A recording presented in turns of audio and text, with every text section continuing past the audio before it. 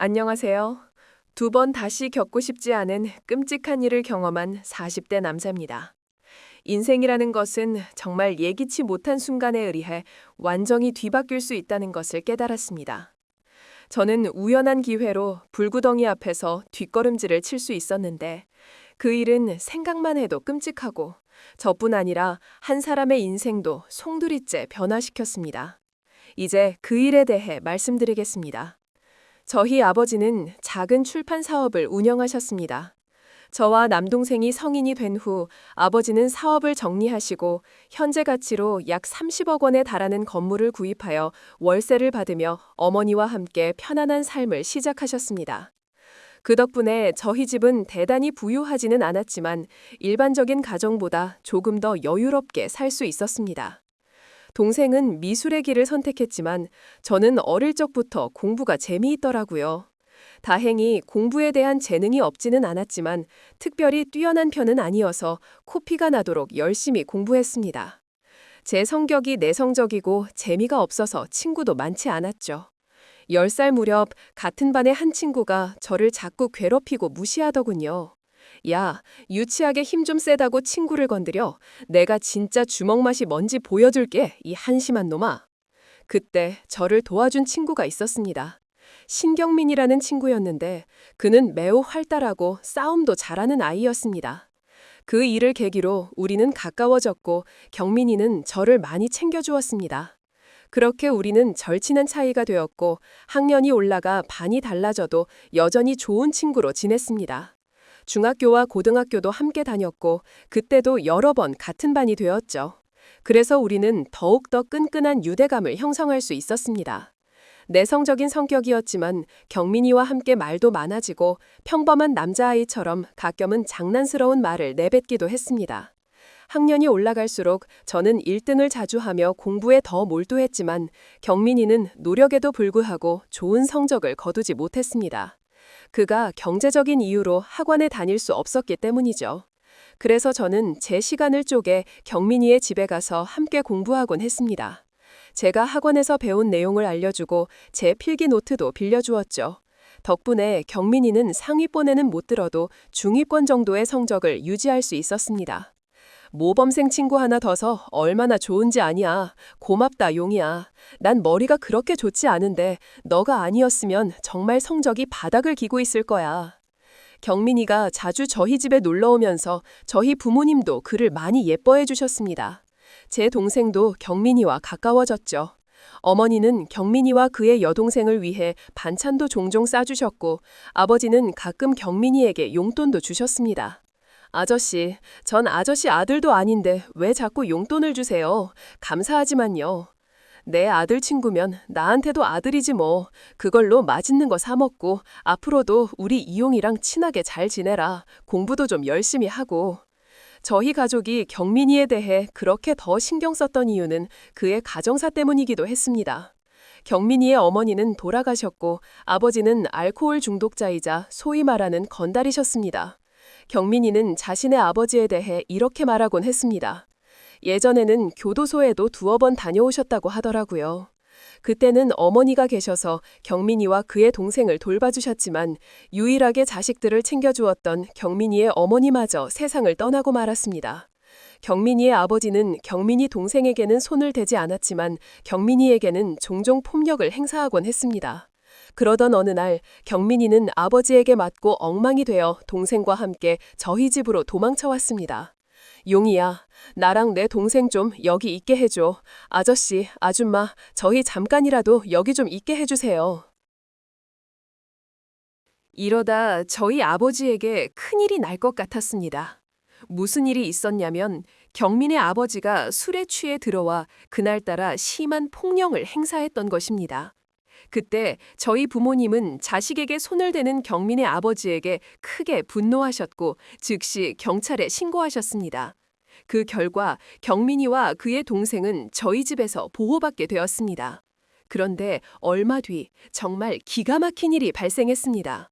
경민의 아버지가 조직과 관련된 안 좋은 일에 휘말려 결국 세상을 떠나고 말았던 것입니다. 그때 경민이와 그의 동생은 정말 눈물 한 방울도 흘리지 않았습니다. 그리고 그 이후 부모님은 경민이가 성인이 될 때까지 동생과 함께 저희 집에서 지내라고 말씀하셨습니다. 물론 우리가 가족은 아니니 평생 함께 살라는 것은 아니었지만 미성년자인 아이들을 어떻게 내보낼 수 있겠습니까? 너희 아버지가 남기신 전세 보증금은 잘 가지고 있다가 너 성인이 되면 나가서 집 구하는 데 쓰거라. 감사합니다, 아저씨, 아줌마. 그렇게 저희 집에서 지내면서 아버지는 경민이와 그의 동생을 학원에 보내주셨습니다. 두 아이는 저와 동생을 부러워하며 안타까운 마음을 가졌던 것이죠.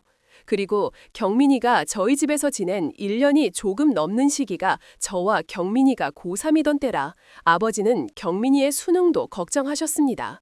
다만 나중에 직장인이 되면 꼭 갚으라는 조건을 걸으셨습니다. 세상에 공짜는 없다고 생각한다. 공짜가 습관이 되면 사람을 망치게 된다. 여기서 생활하는 것까지는 아이들을 잘 키워낼 의무가 있는 어른으로서 도와줄 수 있지만 학원비는 직장에 들어가면 다 갚아야 한다. 그렇게 약속한다면 아저씨가 도와주겠다. 경민이와 그의 동생은 감사하며 눈물을 흘렸습니다. 두 사람이 저희 집에서 지내는 동안 저희 어머니는 자식들과 경민이 남매를 전혀 다르게 대하지 않으셨고 저도 여전히 제 시간을 쪼개 경민이의 공부를 도와주었습니다. 제 동생도 두 사람을 편하게 대해주었습니다. 시간이 흘러 경민이는 서울의 명문대에 합격했고 원래 성적이 좋지 않았던 그가 수도권의 4년제 대학에 합격할 수 있었습니다. 그때 아버지는 경민이에게 첫 등록금을 내주셨습니다. 그동안 열심히 공부한 거 기특해서 주는 아저씨의 선물이다. 합격 축하한다. 경민이는 약속대로 작은 전셋집을 구해 동생과 함께 집을 나갔습니다. 어차피 합격한 대학이 저희 집에서 다니기에는 많이 멀었으니까요. 다행히 그곳은 서울이 아니라 저렴한 전셋집을 구할 수 있었고 경민이는 집을 구하고 남은 돈을 생활비와 학비에 보태며 열심히 아르바이트를 하며 자립해 나갔습니다. 부모님은 경민이 동생이 대학에 갈 때까지 여전히 학원비를 지원해 주셨고 경민이 동생이 경민이와 같은 대학에 붙었을 때도 첫 등록금을 내주셨습니다. 감사합니다, 아저씨. 저희가 이 은혜에 절대 잊지 않겠습니다. 그래, 꼭 훌륭한 어른이 되어 아저씨를 실망시키면 안 된다. 아저씨가 바라는 건 너희들이 제대로 된 어른으로 자라는 것, 그거 하나다. 경민이는 학교를 다니는 동안 학비나 생활비가 부족하다며 몇 번 도움을 요청하더군요. 저희 아버지께 더는 손 벌리기 죄송합니다. 저는 아버지가 학비를 내주셨고 과외로 용돈도 벌었기에 흔쾌히 돈을 빌려주었습니다. 그건 저에게도 큰 돈이었지만 경민이의 사정을 잘 알았기에 친구의 힘듦을 나누고 싶었습니다.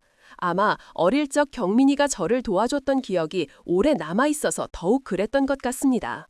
경민이와 그의 동생은 대학을 졸업한 뒤 각각 서울의 자치구에서 직장 생활을 시작했습니다. 그리고 정말로 돈을 모아 부모님께 빌린 학원비를 전부 갚았고 경민이는 저에게도 빌린 돈을 모두 갚았습니다.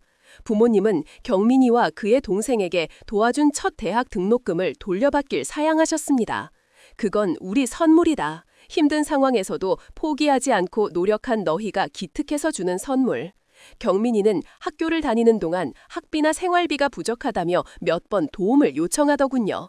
저희 아버지께 더는 손 벌리기 죄송합니다.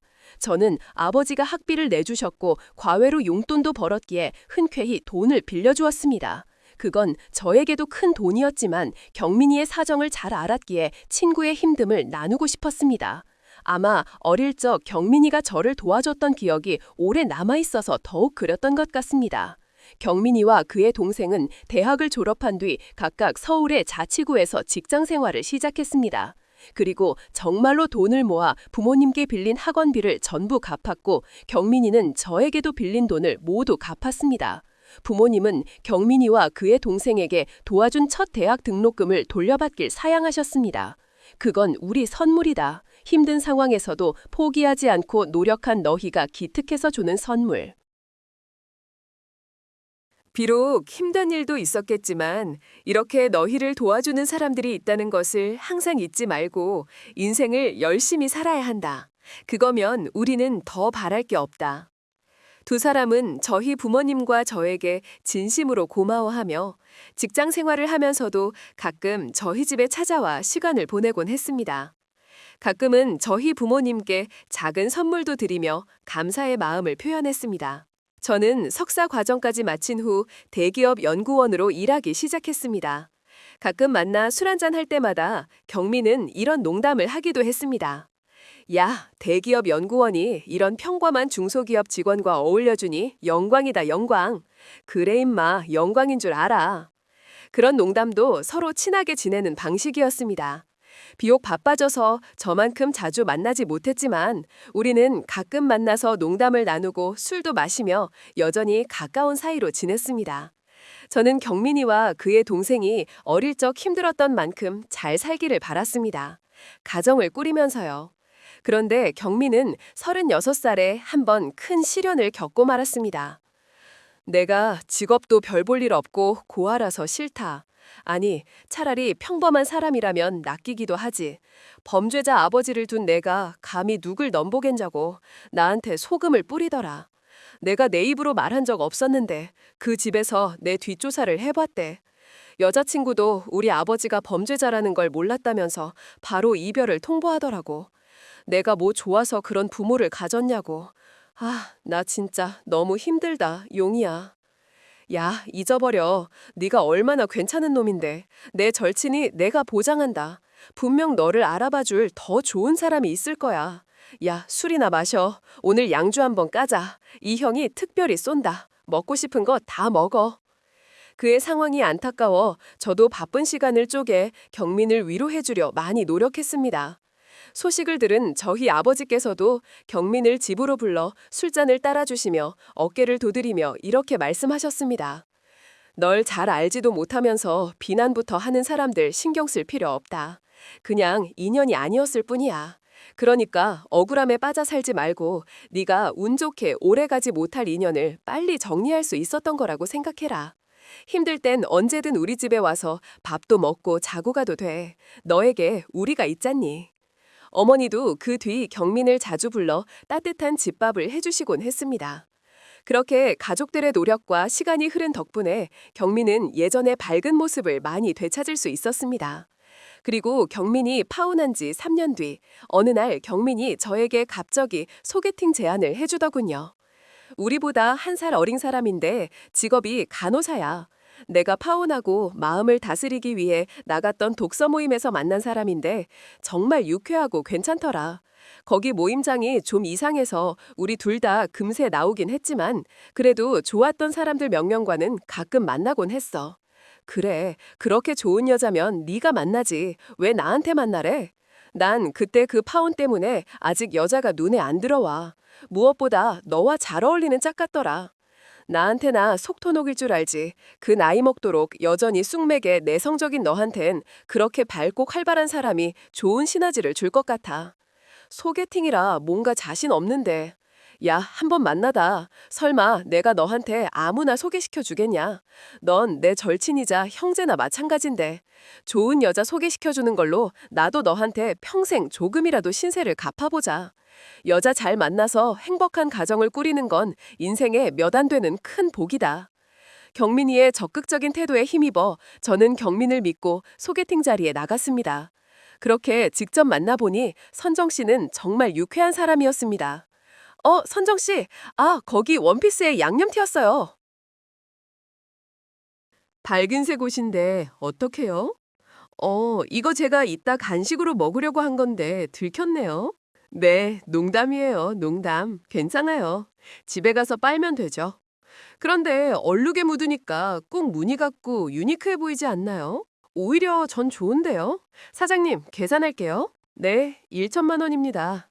여기 맛도 좋고 가격도 싸네요. 번창하시겠어요. 이 아가씨, 아재 개그를 좀 받을 줄 아시네. 자, 기분 좋게 드세요. 제가 드신 맥주 2병은 서비스로 빼드릴게요. 옷에 양념이 튀어도 까르르 웃고 식당 사장님의 재미없는 농담도 유쾌하게 받아주던 그녀의 모습이 너무 매력적으로 보였습니다. 주로 내성적이고 조용했던 저와는 참 다른 사람 같았는데 그녀를 보고 있으면 자꾸 미소가 지어지더라고요. 우리는 몇 번의 만남을 거쳐 정식 연인이 되었습니다. 여자친구는 어른을 공경할 줄 아는 정말 착한 사람이었고, 무엇보다 저를 행복하게 만들어준 최고의 장점은 계속해서 웃게 해주었다는 것이었습니다. 오빠, 이것 봐. 인터넷에서 본 건데 옛날 생각나서 연습 좀 해봤어. 뭔데? 아, 그거 개다리 춤이잖아. 어때? 잘 치지? 나 어렸을 때 남자애들보다 훨씬 잘 췄어. 아, 오늘 밤바람 너무 좋다. 오빠, 내가 공짜로 콘서트 보게 해줄까? 콘서트? 어제 막 동남아 순회 공연을 마치고 들어온 최고 에디바 유선정 인사드리겠습니다. 언제 동남아 순회 공연까지 마치고 오셨습니까, 유선정 씨? 털털하게 개다리 춤도 추고 심심할 틈 없이 웃게 해주던 여자친구와 함께 있으면 너무 웃어서 입이 다 아플 지경이었습니다. 회사에서 우울한 일이 있었을 때는 과장되게 화를 내며 저를 피식 웃게 하기도 했죠. 뭐 그런 인간이 다 했어? 누구야? 데려와. 어디 감히 내 남자친구 기분을 상하게 해? 아, 회초리 어딨어? 내가 아주 혼줄 내줄 테니까 오빠 걱정 마. 아, 네가 회초리까지 들고 우리 회사 찾아오면 나 기대한다. 제게 정말 좋은 여자를 소개해준 경민이에게 너무 고마웠습니다. 그동안 몇 번의 연애를 해보긴 했지만 이렇게까지 행복했던 적은 없었거든요. 우리는 함께 친구들을 만나 맛있는 밥과 술을 사기도 했습니다. 선정 씨, 제 말이 맞죠? 제 친구 녀석은 조금 재미없긴 하지만 이만한 친구도 없다고 했잖아요. 용이야, 너 정말 선정 씨랑 잘 어울려. 고마워. 네 덕분에 나 진짜 장가갈 수 있겠다. 어머, 오빠, 지금 나한테 프로포즈 하는 거야? 난 무조건 오케이. 여자친구는 저와 하루빨리 결혼하고 싶어 하더군요. 그건 아이였죠. 나 벌써 조금 있으면 40이잖아. 애 낳으려면 지금도 엄청 늦은 거야. 무엇보다 난 비록 1년도 안 만났어도 오빠에 대한 확신이 있어. 오빠, 안 그래? 난 우리만한 천생연분이 없다고 생각해. 저도 그녀와 함께라면 행복하게 살 수 있을 것 같았습니다.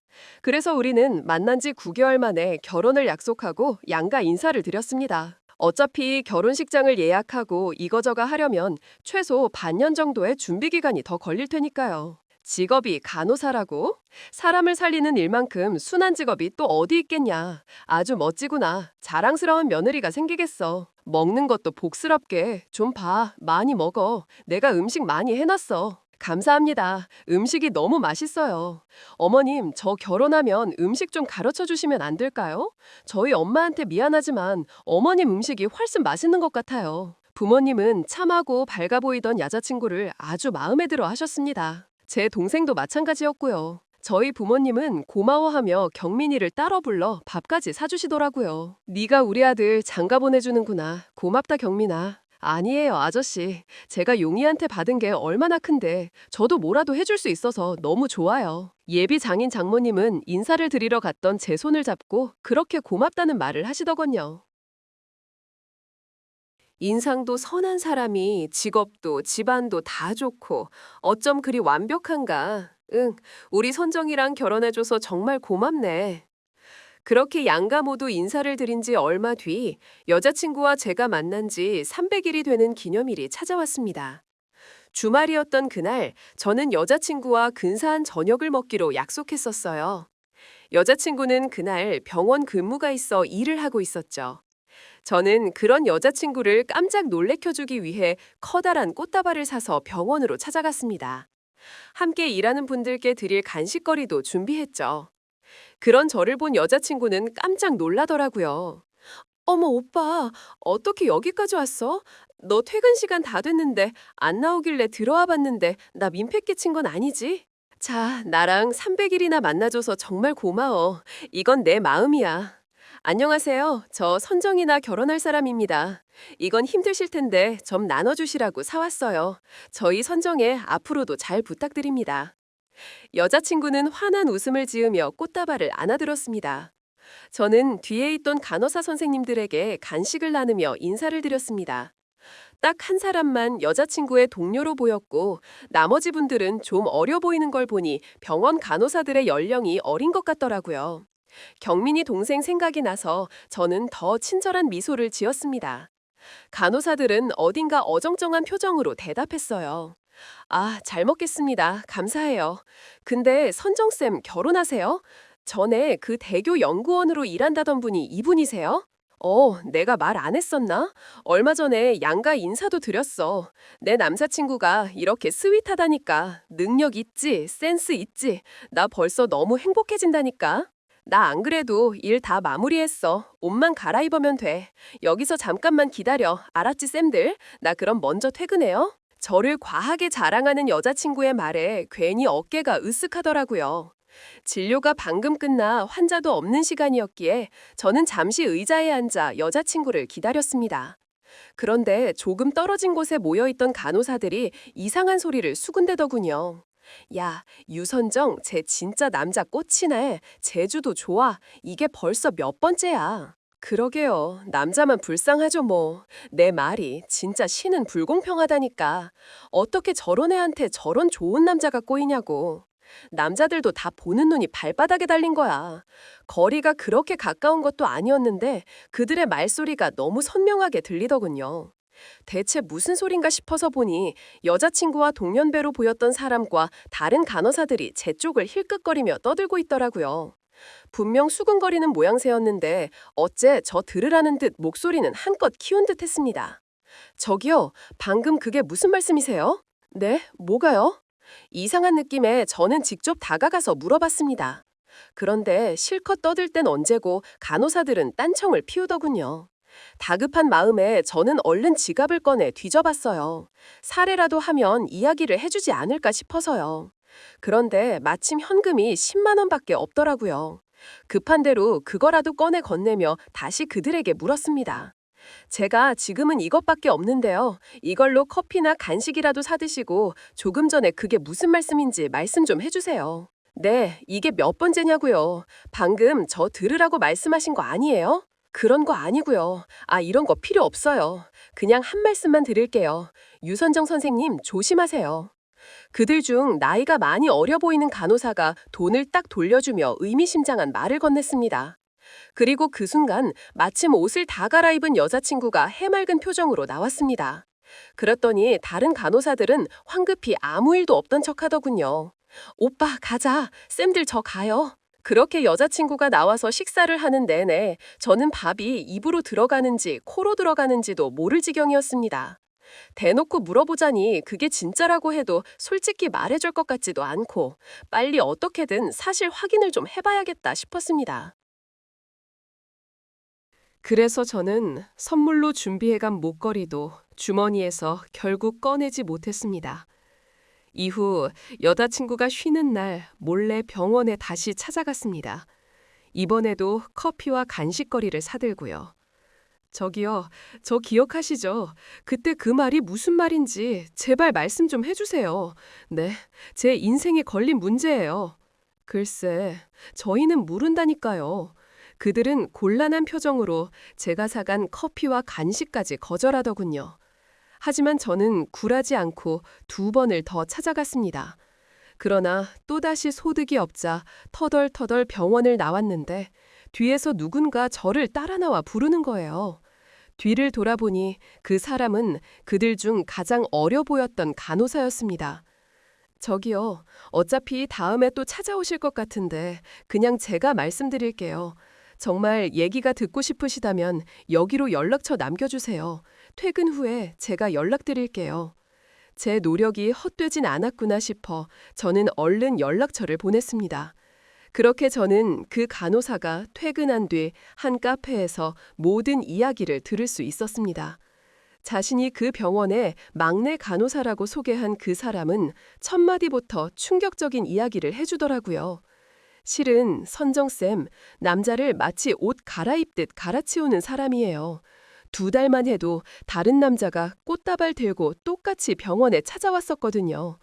병원에 선정쌤 남자친구라고 찾아온 사람만 해도 수두룩하다고요. 심지어 그중엔 외국인도 있었어요. 네, 아니 예전엔 그렇다 치고라도 2달 전이요? 네, 아마 선정쌤 지금도 그 남자랑 양다리 중일걸요? 선정쌤, 자기가 남자들한테 인기 있는 거 엄청 자랑하고 다녀요. 부끄러운 줄 모르고 그걸 저희한테 엄청 자랑해서 남자들 얘기 저희도 정말 많이 들었어요. 그래서 용희 씨가 대기업 연구원인지 집이 잘 사는지도 다들 알고 있었던 거고요. 결혼 얘긴 그때 처음 들었지만요. 입이 정말 떡 벌어지더군요. 막내 간호사가 여자친구가 원래 양다리, 삼다리뿐 아니라 문어발식 연애를 아무렇지도 않게 하고 다니던 사람이라고 말하더라고요. 여자친구 간호사들에게 외국인, 한국인 할 것 없이 자기가 사귀어본 남자만 해도 한 트럭이라고 자랑을 그렇게 했다고 해요. 선정 씨는 원래 그렇게 클럽이랑 나이트도 자주 다녔었고 명품 같은 것도 막 뜯어내고 어떤 남자한테 용돈까지 받으면서 연애했었다고 하더라고요. 아주 예전엔 술집에서도 잠깐 일해봤다는데 진짜 물란 그 자체인 사람이에요. 전에 용희 씨에 대해 얘기할 때 선정쌤이 이런 말을 했었거든요. 연애는 지금 만나고 있는 7살 연하인 남자랑 계속하고 결혼은 동시에 만나고 있는 용희 씨랑 하면 좋겠다고요. 재미는 없어도 돈이 최고라면서요. 그 7살 연하라는 사람이 2달 전에 꽃다발 들고 찾아왔다던 그 남자예요. 아니, 이런 말도 안 되는. 그럼 다들 그걸 알아서 그때 다들 저 들으란 듯이 수군댄 거예요? 그런데 왜 바로 저한테 솔직하게 다 말해주지 않았어요? 괜히 끼어들었다가 본변당하기 싫은데 그래도 알아서 눈치채고 선정색을 차버리기 바랬던 거죠. 실은 우린 용희 씨를 위해서라기보단 유선정 그 여자가 잘 되는 꼴을 보기 싫어서 그렇게 한 거거든요. 사실 그 여자 남자 문제를 빼고라도 진짜 악독한 여자예요. 그건 또 무슨 말이에요? 여자친구의 충격적인 정체를 폭로한 그 간호사는 한숨을 푹 쉬더니 심한 말투로 말을 이어갔습니다. 간호사들 태움 유명한 거 아시죠? 선배가 후배 간호사 못 살게 굴고 일부러 업무 배제시키면서 골탕 먹이고 퇴근도 막 못하게 하고 마음에 안 들면 아예 그만두게 더 못되게 하고 그런 거예요. 아, 네. 기사로 많이 접했죠. 선정쌤이 원장님한테 알랑방게 그렇게 끼어들어서 원장님 신임이 두터운데요. 그걸 믿고 아래로 간호사들이 들어오면 그렇게 힘들게 만들더라고요. 들어온 지 이틀 만에 신규한테 너 그런 것도 못하냐 하면서 환자들 앞에서 망신 주고 일부러 발 걸어 넘어뜨린 적도 있다고요. 그리고선 정신을 똑바로 안 차리고 다니냐면서 너 같은 애 때문에 내가 모시는 거야 라고 히스테릭하게 소리쳤습니다. 그 여자 때문에 울면서 그만둔 사람이 정말 한둘이 아니에요. 간호사 동갑내기 한 명을 제외하고는 모두 자기보다 어렵다는 점을 이용해 그렇게 심한 짓을 하고 다녔다고 하더군요. 막내였던 자신도 여자친구 때문에 그만두고 싶었던 적이 수도 없었다고 했습니다. 간호사들은 더는 못 견디겠다며 병원 원장에게도 건의를 했는데 그 병원 베테랑이었던 여자친구를 원장이 자르길 망설였다고 하더라고요. 그래서 선정쌤이 더 의기양양했던 거예요. 그래도 그나마 그 쌤이랑 동갑인 다른 선생님이 간호사들을 위로해주고 많이 챙겨주셔서 저도 버티고 있었던 거예요. 그 사람 진짜 나쁜 사람이에요. 용희 씨는 보니까 나쁜 분 같지 않은데 제발 도망치세요. 그런 여자가 그쪽 같은 사람 만나서 행복하게 사는 건 너무 불공평하잖아요. 우선 감사합니다. 어려우셨을 텐데 저한테 이렇게 다 말씀해 주셨어요. 저는 우선 감사하다는 말과 함께 사례를 하려고 했는데 그분은 끝까지 단 한 푼도 받으려 하지 않더라고요. 남의 뒷이야기를 발설하면서 대가까지 챙기는 찝찝한 짓은 하고 싶지 않으니 그저 여자친구가 꼭 응징을 당했으면 좋겠다고만 하더라고요. 이후 저는 업체를 알아봐 여자친구의 뒷조사를 해봤습니다. 마지막으로 그 간호사의 말이 진실인지 확인하고 싶어서요. 여자친구의 자세한 과거까지는 알아내지 못했지만 여자친구가 양다리를 걸치고 있던 건 정말 사실이었더군요. 그 남자는 이미 알면서도 그냥 그 여자를 가볍게 만나고 있는 것 같더라고요. 그것만으로도 저는 이미 배신감이 차오르기 충분했습니다. 너 이거 뭐야? 할 말 있으면 해봐. 이놈 알지? 오빠가 어떻게 이걸 전 여자친구를 찾아가 양다리 증거 사진을 내놓으며 따져 물었습니다. 왜 이렇게 얼굴 보기 힘드냐며 제게 웃어 보이던 여자친구의 사진을 보자마자 얼굴이 싹 굳어버렸죠. 저는 그런 여자친구에게 유도신문까지 했습니다. 이거 말고도 내가 알아낸 거 더 말해줘. 너 나 만나기 이전에 그렇게 나이키를 다녔던 거잖아. 거기다가 남자도 그렇게 갈아치웠다며. 용돈도 받으면서 연애한 적도 있다지. 너 나한테 살면서 남자는 딱 4번 만나왔다고 하지 않았어. 클럽은 무서워서 근처도 못 가봤다며. 아, 오빠 내 뒷조사라도 한 거야. 그래, 결혼 전에 네가 어떤 애인지 확인해 보려고 해봤다. 차라리 과거에 대해 거짓말을 안 했으면 내가 이렇게 기가 차진 않았을 거야. 그런데 양다리? 그런 주제에 나한테 결혼하자고 해? 너 날 아주 돈으로만 봤구나. 그 막내 간호사를 지키기 위해 거짓말까지 하며 추궁해보자 여자친구는 아무 말도 못하고 불안해하더군요. 그게 바로 간호사의 말이 모두 진실이었다는 증거였죠. 너무 화가 났던 저는 눈앞에 있던 물을 그 여자 얼굴에 끼얹어 버렸습니다. 차마 여자에게 손은 못 대도 10달 동안 저를 농락한 응징은 해주고 싶더라고요. 그런데 찬물을 맞은 게 분했는지 여자친구는 갑자기 눈을 표독스럽게 치켜뜨더라고요. 아, 진짜 짜증나게 왜 이딴 걸 뿌려. 그래, 2판 4펀이다 이거야. 내가 너 돈 아니면 뭐 때문에 만났겠냐? 재미도 없어. 잘생긴 것도 아니야. 뭐 하나 봐줄 것도 없는데. 아휴, 진짜 다 된 밥이었는데 음흉하게 뒷조사를 할 줄 누가 알았어. 이게 바로 네 본색이었구나. 와, 그 못된 성질이 여태 어떻게 숨겼냐. 너 절대 가만 안 놔둘 거야. 내 인생 망치려고 했던 죄 꼭 대가 치르게 만들어줄 거라고. 마음대로 해. 마음대로. 아, 진짜 짜증나. 근데 너 그거 아냐? 너한테 접근해서 돈 실컷 뜯어내려간 사람이 누군 줄 알아? 바로 네 친구 신경민이야. 신경민. 본색을 드러낸 그 여자는 제게 더욱 충격적인 말을 내뱉더라고요. 설마 아니겠지 하며 의심조차 머릿속에서 지우려고 했던 바로 제 친구의 이름이 꺼내졌습니다. 순간 제 심장이 쿵 하고 내려앉았어요. 그 여자는 그런 저를 비웃으며 계속 말했죠. 엄청난 충격이지. 그렇게 고고한 척 잘난 척 하더니 자기 중마구한테 뒤통수 치는 꼬라지하군. 야, 얼마나 인생을 엉망으로 살았으면 친구가 네 인생을 망치려고 하겠냐. 독서 모임은 난 그딴 거 든 적도 없고 우리 2년쯤 전에 채팅 어플로 만났어. 처음 보는 남녀가 만나서 술을 마시고 가는 그 채팅으로 말이야. 그 뒤로 그냥 한 번씩 만나서 재미삼아 술만 마시고 지냈는데 갑자기 그놈이 그러더라. 완전 새님인 친구 녀석이 있는데 조그만 꼬시면 금방 해벌쭉해서 넘어올 거라고. 돈도 잘 보고 집도 좀 사니까 결혼해서 순진한 너만 잘 속이면 뒤로 남자도 실컷 만나고 돈도 잔뜩 빼돌리면서 살 수 있을 거라고 했어. 그래서 내가 너 만난 거야. 그 여자의 엄청난 풍노에 손이 덜덜 떨렸습니다. 믿을 수가 없더라고요. 그 와중에 그 여자는 둘이 작당 모의를 했던 문자 내용까지 보여줬습니다. 그 여자의 말은 모두 사실이었던 거죠.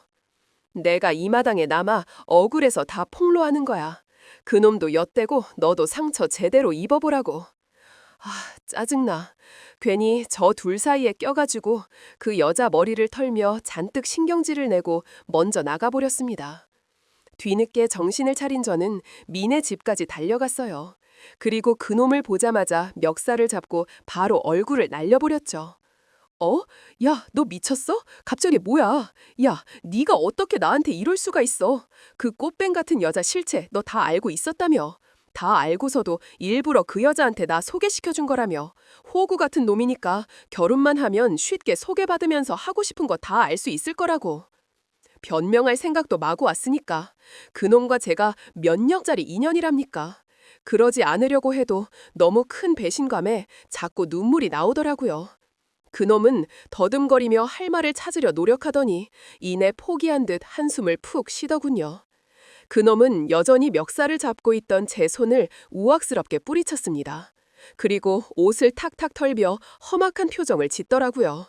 대체 어떻게 눈치챈 거야? 다 떴어. 그래, 내가 그랬다.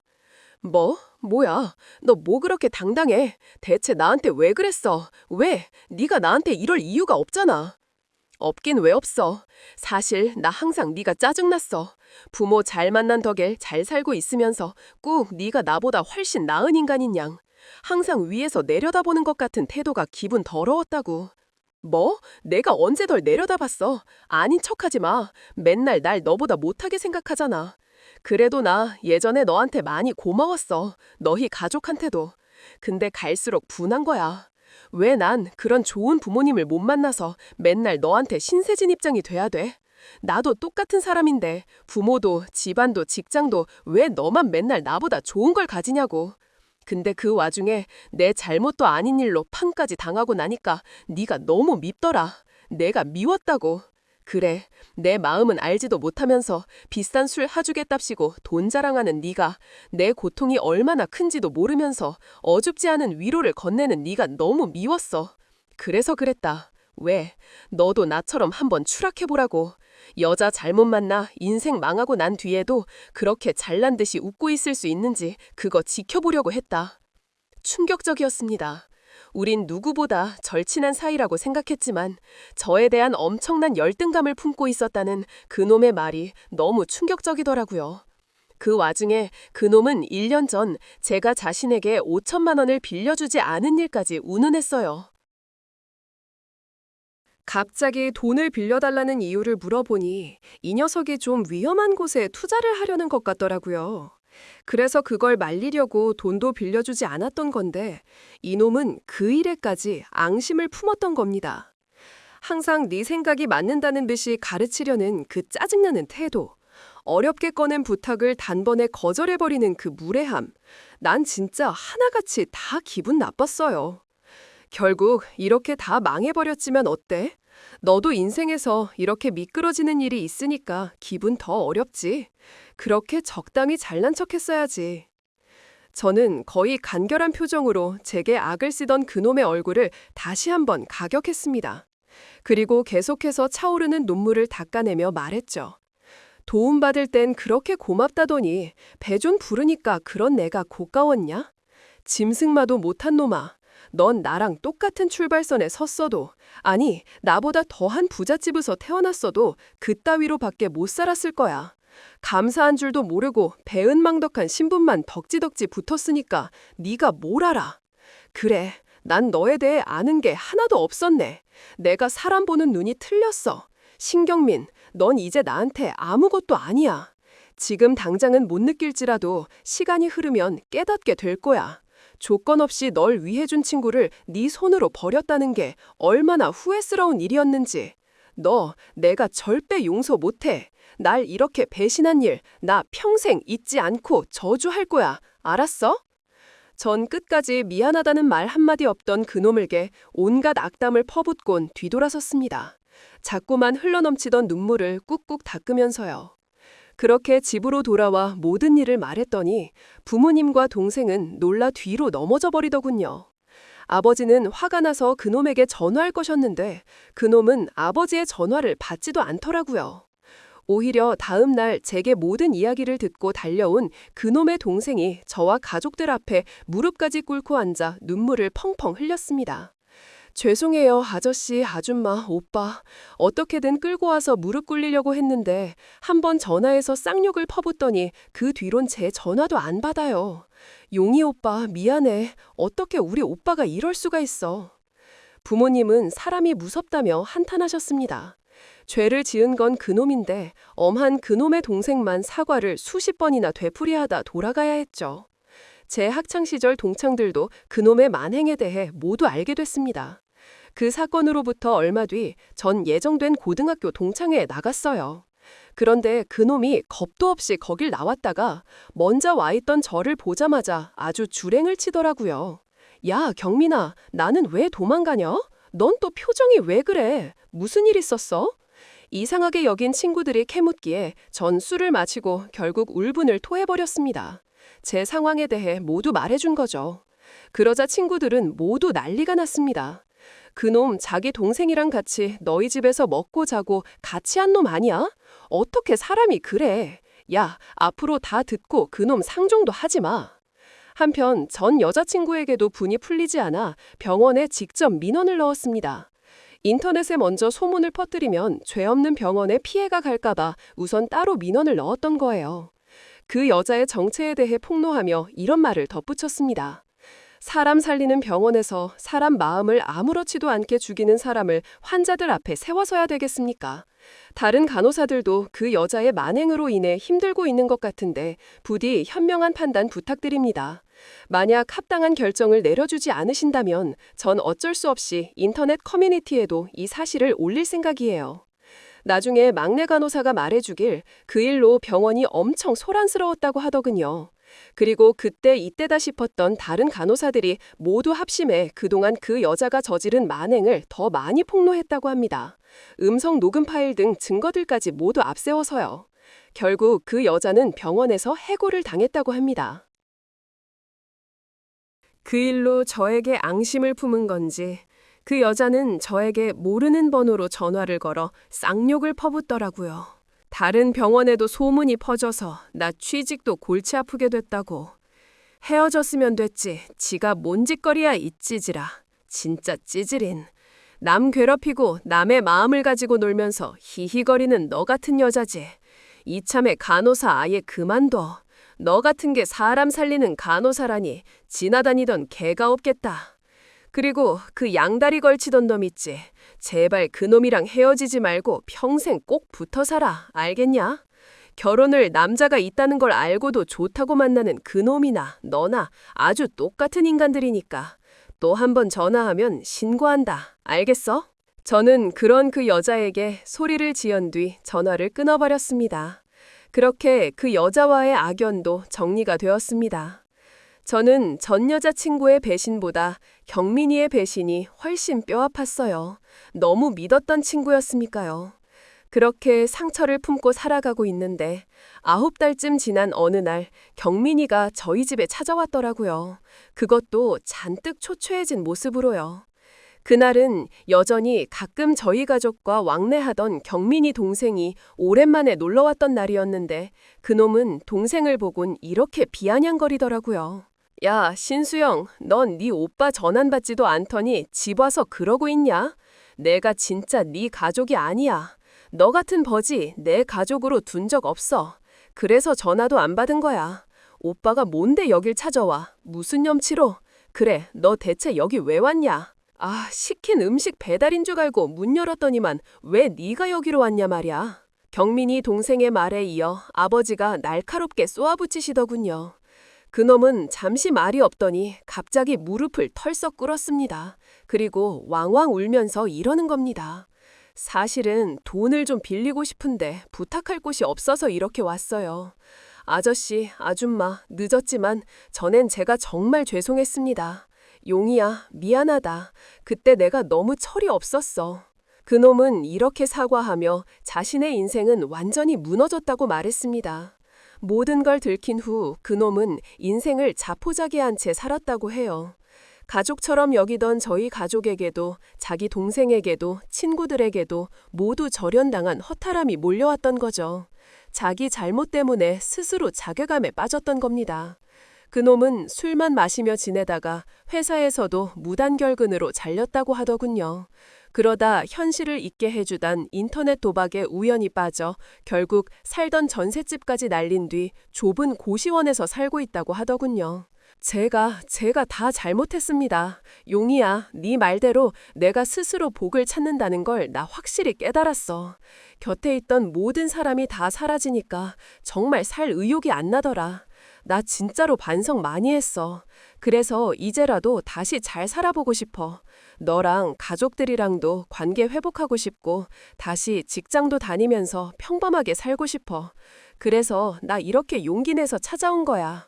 아저씨, 저 제발 한 번만 도와주시면 안 될까요? 우선 월세집 구할 보증금이라도 도와주시면 제가 정말 이자까지 쳐서 갚겠습니다. 저 이젠 절대로 가족들 믿음 배신 안 할 거예요. 그렇게 다 잃은 뒤에야 그놈은 후회하며 저희 집을 찾아왔던 겁니다.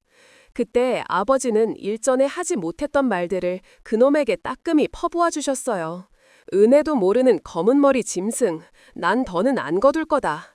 너는 도와줘도 또 받은 건 금세 잊고 원수로 갚을 놈이야. 너 때문에 우리 아들 인생 망칠 뻔한 거 생각하면 아직도 치가 떨린다. 네가 어떻게 살든 노숙자가 된다고 해도 난 더는 너 신경 안 쓸 거다. 그러니까 당장 나가. 야, 감히 그딴 짓을 해놓고 다시 우리 가족이랑 잘 지내보고 싶다고? 꿈 깨. 이미 버든 떠났으니까 넌 우리 가족이 아주 우스웠나 본데 넌 더 이상 우리에게 사람이 아니다. 그러니까 나가 그 지저분한 발로 2번 다시 우리 집에 들이지 말라고 했습니다. 그놈은 끝까지 잘못했다며 싹싹 빌더라고요. 하지만 저도 아버지와 함께 울분을 토했고 결국 그놈은 쓸쓸히 돌아갈 수밖에 없었습니다. 이후 유일한 효육인 경민이 동생은 자기 오빠에게 월세방을 얻을 보증금이라도 빌려줬다고 해요. 그런데 그놈은 그 돈을 또 도박으로 다 탕진해버렸다고 하더군요. 그 뒤로 경민이 동생도 결국 자기 오빠와 완전히 끊어냈습니다. 그 후 그놈이 어떻게 지내고 있는지 저도 모릅니다. 소식을 들을 길이 없으니까요. 물론 그렇게 오랫동안 친구로 지내온 녀석이 혹시 나쁜 선택을 한 건 아닌지, 대체 언제 정신을 차릴 건지 걱정이 되지 않는 건 아닙니다. 하지만 저도 저희 가족도 그놈에게 이미 너무 많은 최선을 다했다고 생각해요. 은혜를 원수로 갚은 건 그놈이었기에 저는 그놈을 찾지도 도와주지도 않을 생각입니다. 이젠 남보다도 못한 사이니까요.